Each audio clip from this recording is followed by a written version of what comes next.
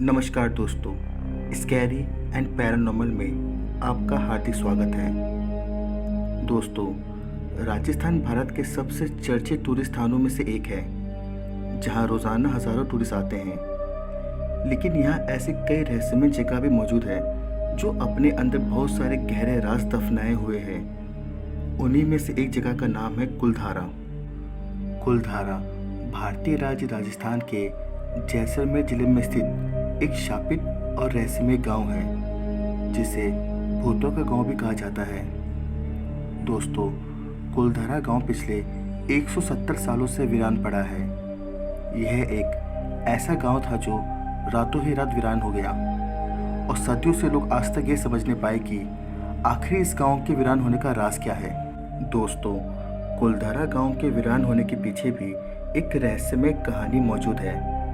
ऐसा कहा जाता है कि करीब 200 साल पहले, जब कुलधारा गांव खंडहर नहीं था बल्कि आसपास के 84 गांव पालीवाल ब्राह्मणों से आबाद हुआ करते थे।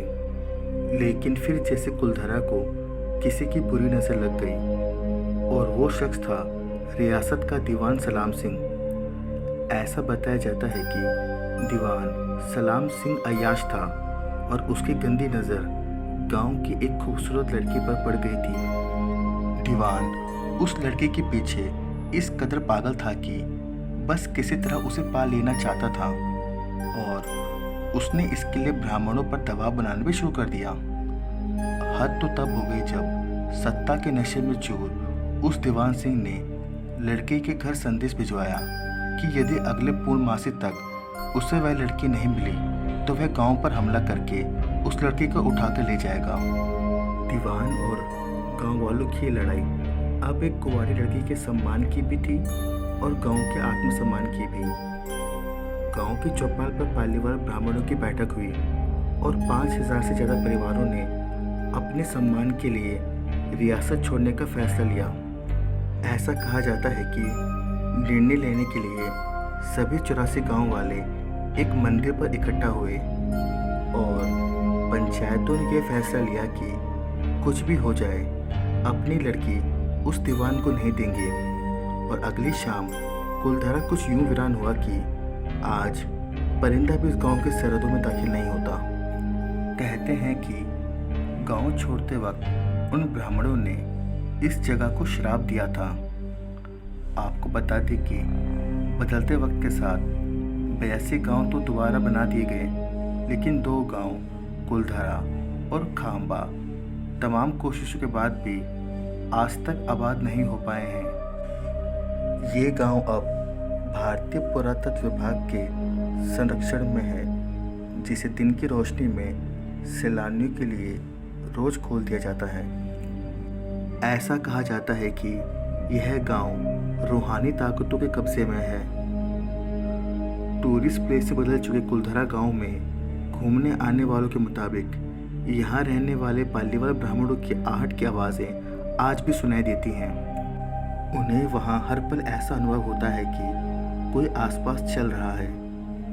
बाजार के चहल पहल की आवाज़ें आती हैं, महिलाओं की बात करने की आवाज़ें, और उनकी चूड़ियों और पायलों की आवाज़ भी उन्हें सुनाई देती है। प्रशासन ने इस गांव की सरहद पर एक फाटक बनवा दिया है, जिसके पार दिन में तो सैलानी घूमने आते रहते हैं, लेकिन रात में इस फाटक को पार करने की हिम्मत कोई नहीं करता। कुलधारा गांव में एक मंदिर है जो आज भी शराब से मुक्त है, और एक बावड़ी भी है जो उस दौर में पीने के पानी का एक जरिया था।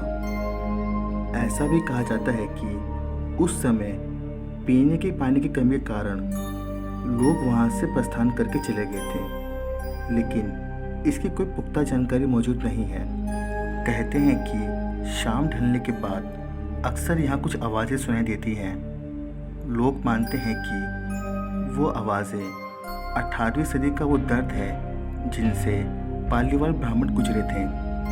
दिन की रोशनी में कुलधारा इतिहास की किसी कहानी जैसा लगता है, लेकिन शाम ढलते ही कुलधारा के दरवाजे बंद हो जाते हैं और दिखाई देती है रूहानी ताकतों का एक ऐसा रहस्यमय संसार। लोग कहते हैं कि रात के समय जो भी व्यक्ति यहाँ गया है वह हादसे का शिकार हुआ है। इतिहासकारों के मुताबिक पालीवाल ब्राह्मणों ने अपनी संपत्ति, जिसमें भारी मात्रा में सोना, चांदी और हीरे जवाहरात थे, उसे जमीन के अंदर दबा कर रखा था। यही वजह है कि जो कोई भी यहाँ आता है वह जगह जगह खुदाई करने लगता है, इसी उम्मीद से कि शायद वह सोना उसके हाथ लग जाए। यह गांव आज भी जगह जगह से खुदा हुआ मिलता है। दोस्तों, ऐसा भी कहा जाता है कि यहाँ पानी की गंभीर समस्या हो गई थी, जिसके कारण पालीवाल ब्राह्मण गांव छोड़कर चले गए थे।